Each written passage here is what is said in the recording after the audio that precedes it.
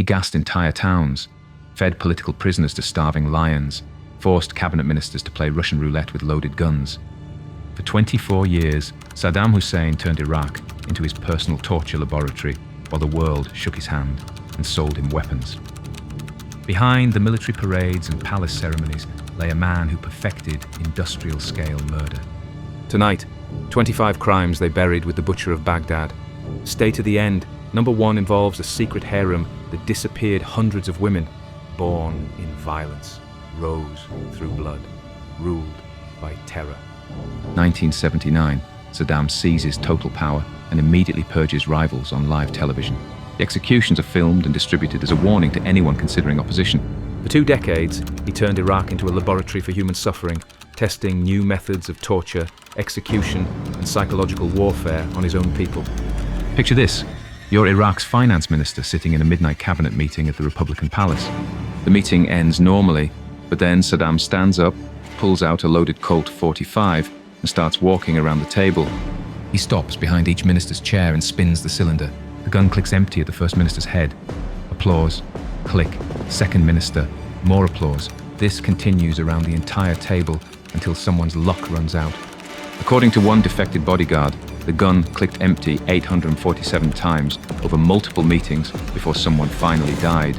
The most chilling detail: survivors were required to applaud after each click, whether it was empty or fatal.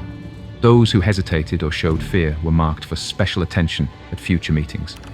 The roulette sessions became so routine that ministers started making wills before attending cabinet meetings.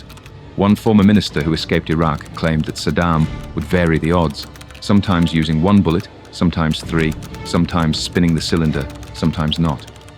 The unpredictability was the point: absolute power through absolute terror. But Russian roulette was nothing compared to the occult rituals Saddam used to choose his victims. At 3 a.m. in the Republican Palace spa, Saddam would immerse himself in 40 gallons of warm ox blood while chanting the names of his enemies. By midday, every person he had named during the ritual would be arrested or dead. Former palace staff described a monthly ceremony that cost approximately $30,000 per session. Fresh ox blood had to be collected within hours of the ritual, heated to exactly body temperature, and mixed with specific herbs that Saddam claimed were blessed by ancient Mesopotamian priests. The ritual lasted exactly 3 hours, during which Saddam would recite names of suspected traitors, foreign enemies, and domestic opponents while submerged up to his neck in blood. Palace staff were required to record every name he spoke, and within 24 hours, intelligence services would receive arrest orders for each person mentioned. One escaped palace guard testified that he had witnessed 12 such rituals over 2 years. He claimed that 90% of the people named during these ceremonies were dead within a week. The guard described Saddam's belief that bathing in blood gave him supernatural insight into his enemies' thoughts and plans. The most disturbing aspect was the disposal process. After each ritual, the blood was collected and secretly delivered to enemy families' homes, where it was smeared on doorways as a warning. Families who found blood on their doors knew they had hours to flee Iraq or face execution. While conducting blood rituals, Saddam was simultaneously stealing billions meant to feed starving children. Between 1996 and 2003, while Iraqi children starved in hospitals without medicine, Saddam was systematically stealing $2 billion from the UN's Oil for Food program through fake invoices, kickbacks, and phantom contracts. The scheme was elegantly simple and absolutely evil. Companies wanting to buy Iraqi oil had to pay kickbacks that went directly into Saddam's personal accounts. Companies selling food and medicine to Iraq were forced to inflate their prices, with the excess flowing back to the regime's Swiss bank accounts. Every time you filled your gas tank during those years, a portion of that money was funding new palaces while Iraqi children died from preventable diseases. The stolen money built golden bathrooms and marble floors, while hospital wards had no electricity or clean water. UN investigators discovered that Saddam used the stolen funds to purchase luxury goods, weapons, and palace construction materials, while Iraqi families lived on starvation rations. One palace built during this period cost more than the entire annual budget for Iraqi healthcare. The kickback system was so systematic that it became Iraq's shadow economy. Foreign companies knew they were participating in theft, but Iraqi oil was too profitable to refuse. Some companies paid kickbacks equal to 30% of their contract values, money that could have provided food and medicine for millions of Iraqis.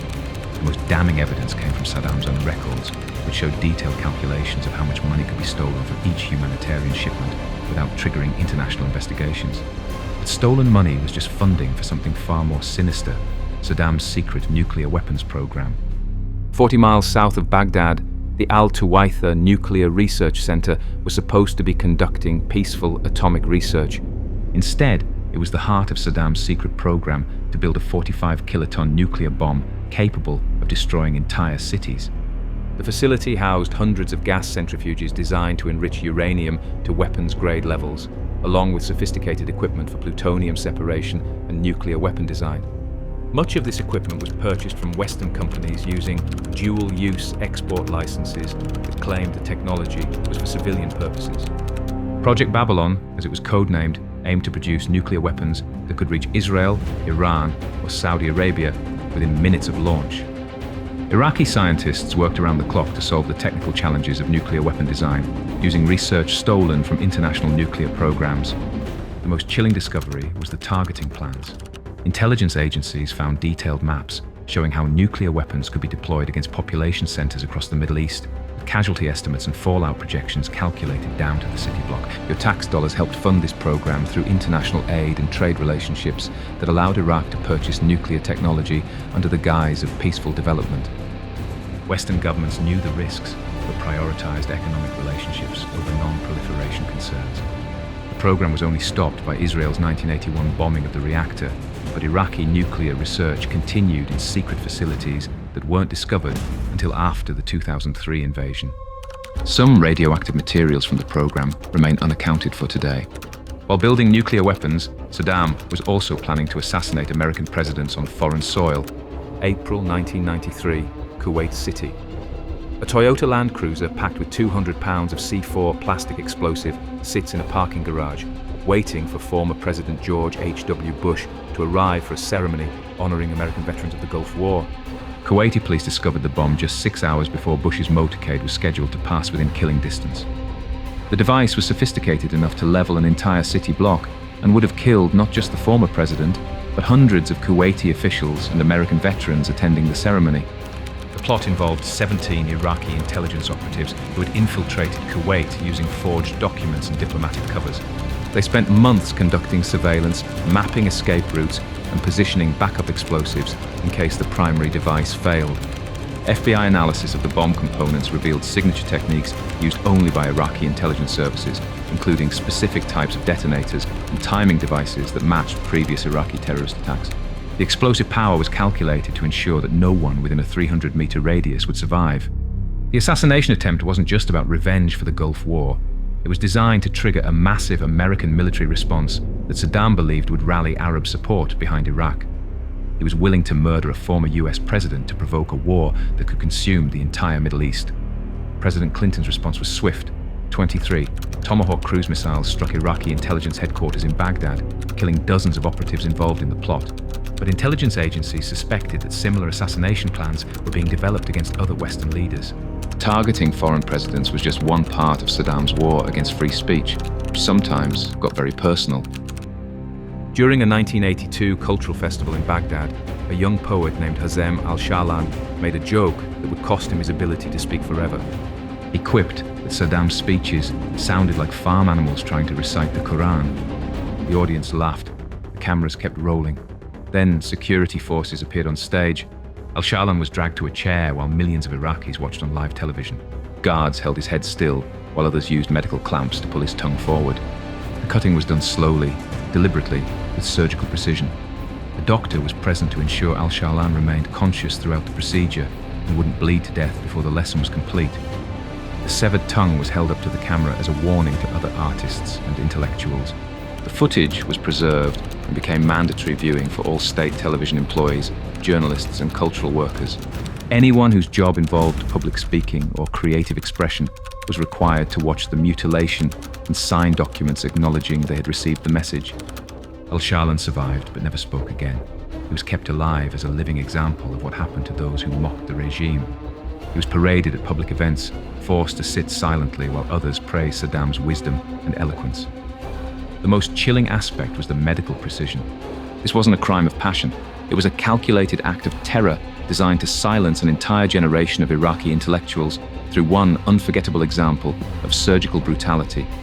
Individual torture was horrific, but Saddam's treatment of entire ethnic groups was genocide. disguised as celebration. January 27, 1969. Baghdad's Tahrir Square is decorated with banners and carnival lights. Families arrive with picnic baskets. Children buy cotton candy from vendors. Then 13 Iraqi Jews are hanged while circus music plays through loudspeakers. The executions were marketed as a celebration of Arab nationalism, with the Jewish victims accused of spying for Israel based on confessions extracted through torture. 500,000 Iraqis gathered to watch the spectacle, which was broadcast live on radio and television across the Arab world. The condemned men dangled from gallows for hours while carnival music played and vendors sold snacks to families treating the mass execution as entertainment. Children were lifted onto parents' shoulders for better views of the dying men, turning state-sponsored murder into a twisted family outing. This wasn't random anti-Semitism, it was the systematic destruction of Iraq's 2,500-year-old Jewish community. The hangings were designed to terrorize the remaining 100,000 Iraqi Jews into fleeing the country, abandoning their businesses, homes, and possessions to the state. The international response was shamefully muted. While Jewish communities worldwide protested, most governments prioritized their relationships with oil-rich Iraq over human rights concerns. The United Nations issued mild condemnations, but took no concrete action to protect Iraqi Jews from further persecution. Within 5 years, Iraq's ancient Jewish community had virtually disappeared through a combination of executions, forced expulsions, and terror-driven emigration. Their synagogues became government offices, their cemeteries became parking lots, and their contributions to Iraqi culture were erased from official histories. Eliminating Jews was just the beginning. Saddam systematically destroyed every minority group that preserved Iraq's ancient heritage. In the late 1980s, Saddam launched what he called agricultural reform in northern Iraq. The real goal was erasing 1,500 years of Christian history by destroying over 60 Assyrian churches, some dating back to the earliest days of Christianity. The destruction was systematic and calculated. Archaeological teams would first remove any artifacts that had monetary value for sale on international black markets. Then bulldozers would level the structures, with the ancient stone blocks being crushed and used as road fill for military bases. These weren't just buildings, they were repositories of human civilization.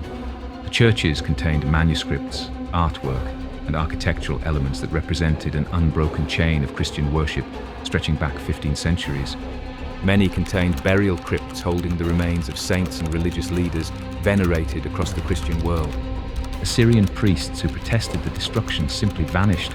Families who tried to document the demolitions were arrested for interfering with state development projects. The destruction was systematic and calculated. Archaeological teams would first remove any artifacts that had monetary value for sale on international black markets. Then bulldozers would level the structures, with the ancient stone blocks being crushed and used as road fill for military bases. These weren't just buildings, they were repositories of human civilization.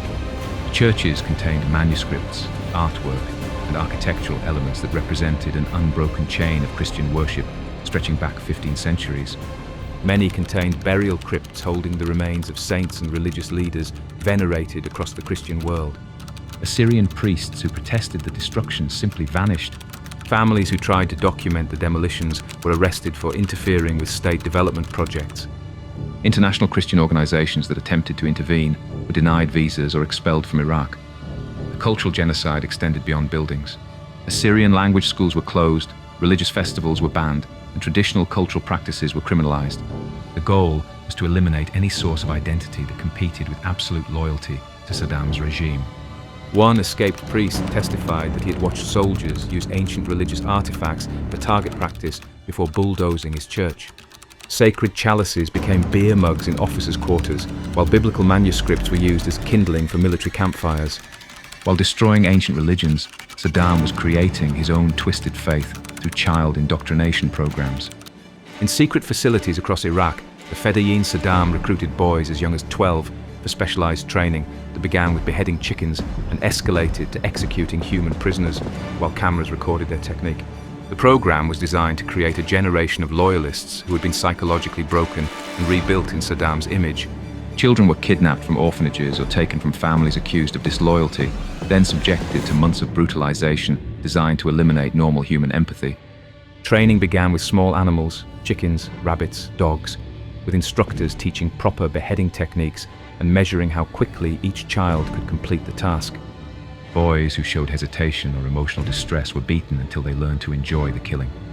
Witnesses who escaped the camps described progression to human victims, condemned prisoners who were brought to the camps for educational executions performed by children, while adult instructors critiqued their technique. The most proficient students received ceremonial daggers engraved with Saddam's portrait. The psychological manipulation was systematic. Children were told that their victims were enemies of Iraq who deserved death, and that performing executions was a patriotic duty that proved their loyalty to the nation. They were rewarded with better food, privileges, and praise for becoming efficient killers. Graduates of these programs were deployed as personal bodyguards for Ba'ath Party officials and used for particularly sensitive assassinations where adult operatives might be recognized. Their young faces and apparent innocence made them perfect infiltrators for targeting regime enemies. But even these trained child killers were horrified by what they witnessed in Saddam's most notorious prison. A petty thief named Omar al-Tikriti made the mistake of mocking Saddam's mustache while being processed into Abu Ghraib prison. What happened next became the most psychologically devastating torture technique in the facility's arsenal. Guards dragged al-Tikriti to a special cell equipped with video cameras and medical instruments. They strapped him to a chair, used surgical clamps to hold his head steady, then carefully sliced off his left ear with a scalpel while he remained conscious and screaming. The severed ear was taken to the prison kitchen where it was fried in oil and seasoned with spices, while al-Tikriti was forced to watch through a window. When the meal was ready, guards force-fed him his own flesh, while cameras recorded every moment for training purposes. The most disturbing detail, after finishing his ear, al-Tikriti reportedly asked for salt, suggesting that the psychological trauma had been so severe that his mind had completely dissociated from reality. Guards laughed and provided condiments, treating the cannibalism as entertainment. The videotape was filed in the prison's education vault, a collection of torture recordings used to train new guards and break new prisoners. Incoming inmates were forced to watch selected clips to understand what awaited them if they showed disrespect to the regime. Former guards who defected after 2003 described dozens of similar forced cannibalism sessions, with victims forced to consume their own fingers, toes, and other body parts while conscious. Practice was reserved for prisoners who had committed ideological crimes against Saddam's personality cult. Cannibalism was horrific, but it was nothing compared to the execution method that inspired fear in even the most hardened guards. In hidden pits beneath Baghdad Zoo, starved lions waited in concrete enclosures for their most horrific feeding sessions. Live human beings lowered by rope, while guards timed how long the mauling would last. The lions were deliberately starved for days before executions, making them more aggressive and ensuring that victims would be torn apart quickly. The average mauling lasted exactly 4 minutes and 30 seconds before the victim lost consciousness from blood loss and shock. Political prisoners sentenced to this method of execution were given no warning of their fate. They were told they were being transferred to another facility, then driven to the zoo at night when it was closed to the public. Only when they were being lowered into the pits did they understand what was happening. The execution method served multiple purposes. It eliminated evidence, lions consumed most of the body, terrorized other prisoners, the screams could be heard throughout the facility, and satisfied Saddam's belief that traitors deserved to be eaten alive, like the animals he considered them to be. Death certificates for victims were filed as animal accidents or zookeeping mishaps, providing official cover for the murders. Families were told their loved ones had died while working on zoo maintenance projects, and were warned not to ask for details about the circumstances.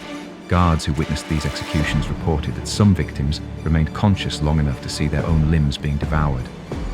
The psychological trauma on prison staff was so severe that guards involved in lion cage executions received extra pay and were rotated to other duties after witnessing no more than 3 sessions. As horrific as being eaten alive sounds, Saddam invented something even worse: death by industrial acid. In the basement of Abu Ghraib prison, leather tanning vats were repurposed for the most excruciating form of execution imaginable, slowly lowering political prisoners into sulfuric acid while they remained conscious enough to feel their flesh dissolving. The process was methodical and scientifically calculated. Industrial-strength sulfuric acid was heated to specific temperatures that would cause maximum pain while ensuring victims remained conscious for as long as possible before shock and organ failure brought death. Prisoners were lowered feet first into the acid using motorized winches that could be controlled with precision. Guards would pause the descent at various levels, allowing victims to experience the sensation of their flesh dissolving while begging for mercy that never came. The acid would begin eating through skin and muscle within seconds, causing pain beyond human description. Victims would watch their own bodies dissolving, while guards timed the process and took notes for research purposes aimed at refining the torture technique. After death, the acid would continue dissolving bone and tissue until only a liquid slurry remained. This mixture was then flushed into Baghdad's sewer system, which connected to the Tigris River. Fishermen downstream began reporting strange catches, nets full of human teeth and bone fragments that the acid hadn't completely dissolved. The psychological impact on guards was severe enough that acid bath operators received the highest hazard pay in the prison system and were required to undergo regular psychological evaluations. Many guards requested transfers rather than continue witnessing the complete dissolution of human beings. Even acid baths seemed merciful compared to the industrial machine that turned human beings into hamburger meat.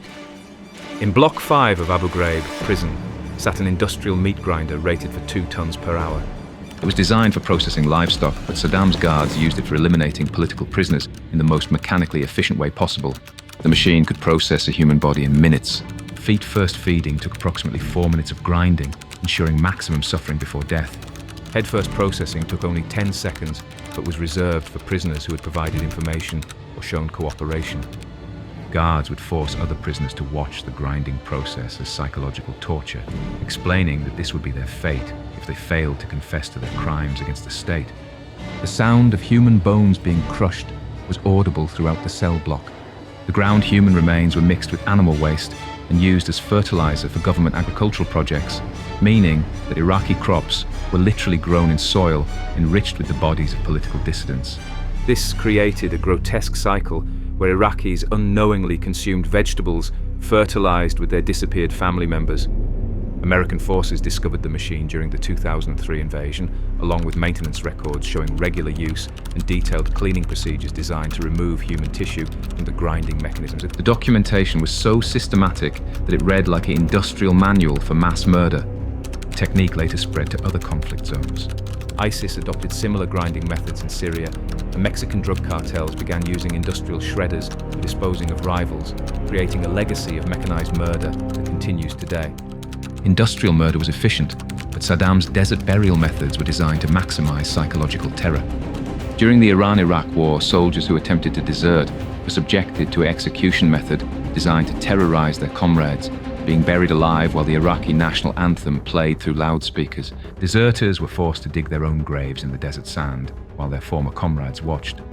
The trenches had to be exactly 6 feet long, 3 feet wide, and 4 feet deep, dimensions that ensured victims would be completely buried, but would remain conscious for several minutes after the sand covered them. The condemned soldiers were then forced to lie in their graves, while bulldozers slowly pushed sand over their bodies. The burial process was timed to last exactly as long as Iraq's national anthem, creating a grotesque patriotic ceremony that turned mass murder into a musical performance. Witnesses described hearing muffled screaming from beneath the sand for up to 10 minutes after the burial was complete. Guards would walk across the burial sites, listening for sounds of life and marking locations where victims were still moving beneath the surface. The psychological impact on surviving soldiers was devastating and intentional. Units that had experienced live burial executions showed dramatically lower desertion rates, but also suffered from mass psychological trauma that affected their combat effectiveness. Local Bedouin tribes still avoid the desert areas where these executions took place, calling them the Valley of Moving Earth, because they claim the sand still shifts at night as the buried soldiers continue trying to claw their way to the surface. Terror tactics worked on Iraqi soldiers, but Saddam's chemical weapons were reserved for foreign enemies. January 17, 1991. As Operation Desert Storm begins, Iraqi forces fire R-400 artillery shells toward the Saudi border town of Khafji. The shells contain mustard gas, a chemical weapon banned by international law and potentially deadly to thousands of civilians. The attack was intended to create a chemical weapon disaster that would force coalition forces to halt their advance and negotiate with Iraq from a position of strength. Saddam calculated that international outrage over chemical attacks on Saudi civilians would fracture the coalition alliance. But desert winds shifted at the crucial moment, blowing the mustard gas back toward Iraqi positions. Iraqi soldiers who had been ordered to advance behind the chemical barrage found themselves walking into their own poison clouds without proper protective equipment. The results were catastrophic for Iraqi forces. Hundreds of soldiers suffered chemical burns, respiratory damage, and blindness from their own weapons. Many died screaming as the mustard gas ate through their skin and lungs. while others were left permanently disfigured and disabled. Soil samples collected from the area decades later still show contamination from the chemical weapons. The ground remains largely sterile, unable to support plant growth or animal life. Local populations continue to report birth defects and cancer rates significantly higher than regional averages. The incident revealed the extent of Iraq's chemical weapons stockpile and Saddam's willingness to use them against civilian populations. Intelligence agencies estimated that Iraq possessed enough chemical weapons to contaminate major population centers across the entire Persian Gulf region. Using banned weapons on foreign enemies was one thing, but Saddam's treatment of prisoners of war violated every principle of human decency. In secret medical facilities near Baghdad, Iranian prisoners of war were strapped to operating tables and exposed to various chemical agents, while Iraqi scientists timed their reactions, documented their symptoms, and measured how long it took them to die. The experiments were designed to test the effectiveness of Iraq's chemical weapons arsenal under controlled conditions. Different concentrations of mustard gas, nerve agents, and experimental compounds were applied to prisoners' skin or injected directly into their bloodstreams. Scientists documented every stage of chemical poisoning: the initial burning sensation, the onset of blistering, the development of respiratory distress, and the final convulsions before death. The data was used to calculate optimal concentrations for battlefield deployment against Iranian forces. Some prisoners were subjected to multiple exposure sessions to test whether previous chemical exposure affected sensitivity to subsequent attacks. Others were given experimental antidotes to determine whether Iraq's own forces could be protected if chemical weapons were used in close combat situations. The medical records were systematically destroyed during the 1991 Gulf War bombing campaign, but surviving prisoners who were released in later exchanges provided detailed testimonies about the experiments. Their descriptions matched chemical injury patterns documented in other victims of Iraqi chemical attacks. Scarring and tissue damage on surviving prisoners was so severe that many required decades of reconstructive surgery. Some victims continue to suffer from respiratory problems, neurological damage, and cancer that medical experts directly attribute to the chemical experiments. Chemical experiments were conducted in secret, but Saddam's next crime was filmed and broadcast to ensure maximum terror. July 8, 1982. Saddam's motorcade is driving through the village of Dujail when gunmen open fire in a failed assassination attempt. His response turns a small farming community into a case study in collective punishment and systematic murder. Within hours of the attack, Iraqi security forces surrounded Dujail and began arresting every male over the age of 15. The roundup continued for days, with soldiers going house to house, dragging men and teenage boys from their families, while women and children watched helplessly. The arrested villagers were taken to Baghdad's intelligence headquarters, where they were subjected to months of torture designed to extract confessions for crimes they hadn't committed. Electric shock, suspension from ceilings, and systematic beatings continued until prisoners signed documents admitting they were part of an Iranian-sponsored conspiracy. 148 villagers were eventually executed, but the punishment didn't end there. Saddam ordered the destruction of Dujail's agricultural infrastructure. Date palm groves that had sustained families for generations were bulldozed, irrigation systems were dynamited, and the fertile farmland was deliberately contaminated with salt to prevent future cultivation. Survivors were forced to watch their neighbors being executed, then ordered to dig mass graves for the bodies. One survivor, Jawad al-Ubaidi, testified, "They made us dig our neighbors' graves while their blood was still warm. We buried children next to their fathers, brothers next to their sons." The Dujail massacre became the primary evidence in Saddam's trial for crimes against humanity, providing the legal foundation for his execution in 2006. International courts ruled that the systematic nature of the killings constituted genocide against a specific community. Individual village massacres were just practice for the industrial-scale killing that was coming next, March 1991. As the Gulf War ends, President Bush encourages Iraqis to rise up against Saddam's regime. When they do, America watches from the sidelines as tanks, helicopter gunships, and artillery turn the rebellion into a slaughter. The uprisings began simultaneously in Iraq's Kurdish north and Shia south, with millions of Iraqis believing they had American support for overthrowing Saddam's government.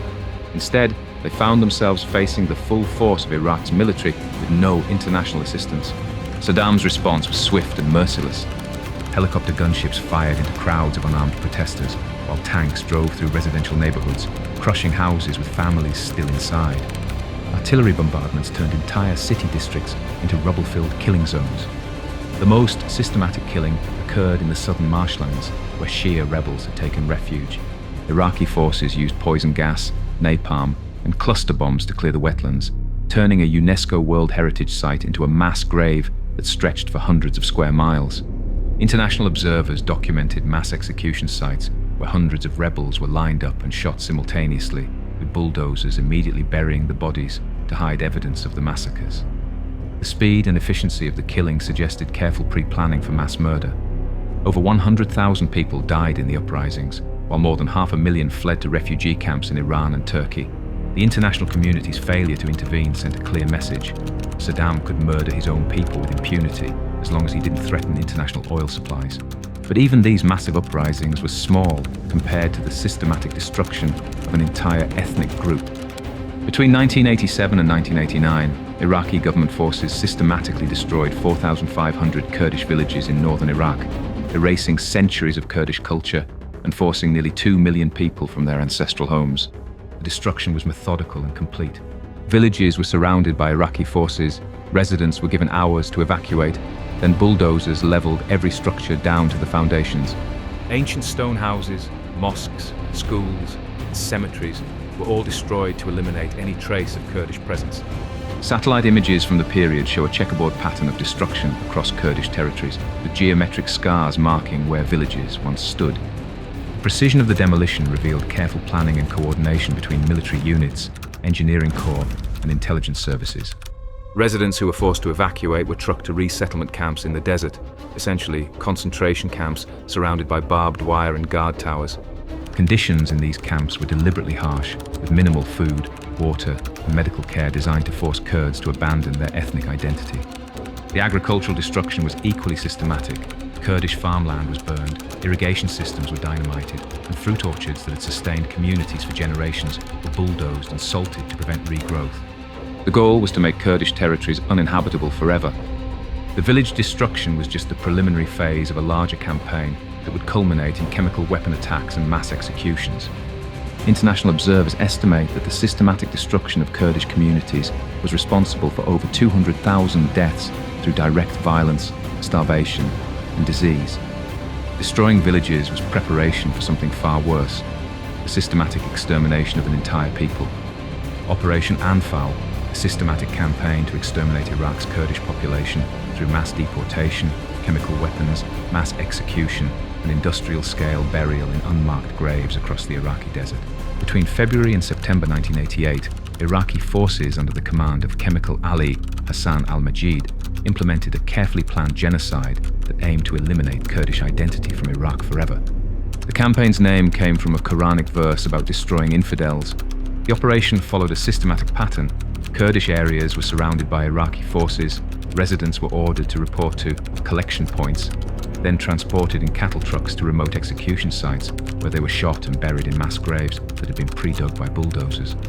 Field logs captured after the 2003 invasion revealed the bureaucratic efficiency of genocide. Village names checked off lists, body counts recorded by age and gender, mass graves numbered and mapped for future reference. Kurdish families were literally processed like livestock in an industrial slaughter operation. An estimated 182,000 Kurdish civilians disappeared during Anfal, with mass graves containing sorted remains, men in one pit, women in another, children in a third. The systematic separation of families even in death revealed the psychological cruelty embedded in the genocide's planning. The techniques developed during Anfal were later studied and adapted by other genocidal regimes. Myanmar's military used Anfal documentation as a template for operations against the Rohingya, while ISIS referenced Iraqi methods during their campaign against Yazidis. Before Anfal could be fully implemented, Saddam tested his chemical weapons in the most horrific way possible. March the 16th, 1988. The Kurdish town of Halabja wakes to the sound of Iraqi jets overhead. Within hours, 5,000 civilians, men, women, children, babies, are dead from the most devastating chemical weapon attack in modern history. The attack used a cocktail of chemical weapons, sarin nerve gas, tabun, VX, and mustard gas dropped simultaneously to ensure maximum lethality. Families died together in their homes, in their gardens, in the streets where they collapsed while trying to flee. Survivor Nasreen Ahmad described the horror. "I watched my children turn blue in my arms. Their eyes rolled back, foam came from their mouths, their little bodies convulsed until they stopped breathing. I held them until Iraqi soldiers came and threw their bodies onto trucks like garbage. The chemical clouds were so dense that they settled in basements where families had sought shelter, turning safe rooms into gas chambers. Entire extended families were found dead together, their bodies showing the characteristic signs of nerve agent poisoning, contracted pupils, foaming mouths, and the rictus of final convulsions. International journalists who reached Halabja days later found a city of the dead, thousands of corpses in the positions where the gas had killed them. Mothers clutching infants, children collapsed while playing, elderly people who had died sitting in their chairs, all preserved by the dry mountain air. The attack was filmed by Iraqi military cameras as a training exercise, with footage later used to threaten other Kurdish communities contemplating resistance. The message was unmistakable. Oppose Saddam's regime, and your entire community dies choking on poison gas. Chemical weapons killed thousands in minutes, but Saddam's environmental crimes were designed to destroy entire civilizations over decades. The Mesopotamian Marshes, a 20,000 square mile wetland that had sustained human civilization for over 5,000 years, were systematically destroyed by Saddam in one of history's most devastating acts of environmental genocide. The Marshes were home to the Marsh Arabs, a unique culture that had lived in harmony with the wetlands since the dawn of civilization. Their crime was providing shelter to Shia rebels fleeing Saddam's forces after the 1991 uprising. Saddam's solution was to eliminate the marshes entirely. Massive engineering projects diverted the Tigris and Euphrates rivers away from the wetlands, while canals drained remaining water into the Persian Gulf. Within 5 years, 90% of the marshes had been reduced to cracked desert. The environmental destruction was accompanied by systematic poisoning. Industrial chemicals and untreated sewage were deliberately pumped into remaining water sources, making them toxic to both humans and wildlife. Salt was spread across dried marsh beds to prevent any possibility of natural recovery. The cultural impact was catastrophic. The Marsh Arabs' 5,000-year-old way of life disappeared within a decade. Traditional boat building, fishing techniques, and wetland agriculture that had sustained generations were lost forever as the ecosystem that made them possible was systematically destroyed. The UN labeled the marsh destruction as ecocide, intentional environmental destruction designed to eliminate a specific population. The technique has since been adopted by other regimes seeking to displace indigenous populations without the international attention that military campaigns attract. Environmental destruction happened over years, but Saddam's most notorious urban executions were designed for maximum shock value. August 1999. Food riots break out in Basra as Iraqi families protest government ration cuts. 47 protesters are arrested and taken to the city's industrial port, where an industrial wood chipper waits to process them into fertilizer. The executions were conducted on the waterfront, where the noise of machinery would blend with normal port operations. Patriot songs were played through loudspeakers to mask the sound of industrial grinding and human screaming as protesters were fed feet first into the wood chipper. The process was filmed for training purposes, with guards learning how to operate the machinery efficiently and dispose of human remains without leaving evidence. The ground human pulp was mixed with animal waste and transported to government agricultural projects as fertilizer. Families of the executed protesters received small plastic bags containing what officials claimed were their loved ones' remains, labeled with stamps reading "traitor" and warning other family members against anti-government activities. The bags contained an unidentifiable mixture that could have been human tissue or animal waste. The wood chipper method was so effective at destroying evidence and terrorizing populations that it was adopted by other criminal organizations. Mexican drug cartels began using industrial shredders for disposing of rivals, while other authoritarian regimes studied Iraqi techniques for eliminating dissidents without creating martyrs. The psychological impact on Basra's population was devastating and long-lasting. Public protests virtually disappeared for over a decade, as citizens understood that criticizing government policies could literally result in being ground into fertilizer for government farms. Public executions terrorized strangers, but Saddam's most personal betrayal involved his own family. February 1996. Hussein Kamel and Saddam Kamel, Saddam's sons-in-law and the fathers of his grandchildren, are lured back to Iraq with promises of forgiveness, only to be killed in a carefully orchestrated massacre that left Saddam's own daughters as widows. The Kamel brothers had fled to Jordan in 1995, taking with them detailed knowledge of Iraq's weapons programs and evidence of Saddam's crimes that they shared with international intelligence agencies. Their defection was the most damaging betrayal in the regime's history. Saddam's response was a masterpiece of deception and family manipulation. He sent messages through intermediaries promising complete forgiveness, claiming that Iraq needed their expertise and that their children missed their fathers. The psychological pressure on the brothers was immense. When they returned to Baghdad in February 1996, they were initially welcomed with embraces and reassurances. But within 72 hours, Iraqi security forces surrounded their compound and engaged in a spontaneous firefight that lasted exactly 13 minutes, just long enough to kill both brothers and their supporters. The most chilling aspect was the family impact. Saddam's daughters, Raghad and Rana, were left widows with young children, fully aware that their father had murdered their husbands. They were forced to participate in public mourning ceremonies that praised Saddam's justice while grieving their murdered spouses. The executions sent an unmistakable message to potential defectors. Even family ties wouldn't protect those who betrayed the regime. The psychological warfare was so effective that high-level defections virtually ceased, as officials understood that even Saddam's own grandchildren weren't enough protection from his vengeance. But family executions were public knowledge. Saddam's darkest secret remained hidden in palace chambers for decades. Deep within Saddam's palace complex lay the Harem of Regret, a collection of chambers where teenage daughters of regime opponents were held as sex slaves, tortured for information about their families, and used as leverage against potential dissidents. The system was systematic and deliberately cruel.